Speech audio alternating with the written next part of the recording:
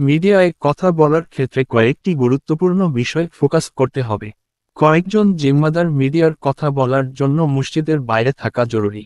না হয় সাংবাদিকরা রাস্তায় সাধারণ মুসল্লিদের বক্তব্য নিবে, যেটাতে মূল মেসেজ না আসার পাশাপাশি ভুল মেসেজও আসতে পারে।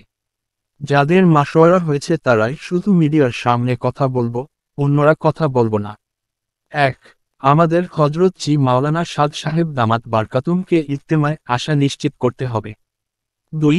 তাবলিগের দুটি পক্ষ হয়ে যাওয়াটা একটি দুঃখজনক বাস্তবতা।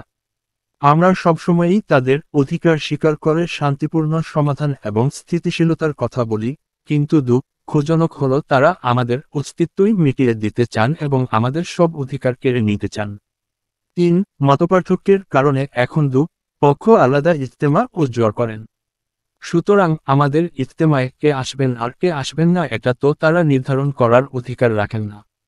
যেহেতু দুপক্ষের ইজতেমা ও সব কার্যক্রম আলাদা পরিচালিত হয়, সুতরাং মাওলানা সাদ সাহেব আসবেন কি না সেটি একান্তই আমাদের সিদ্ধান্তের বিষয়।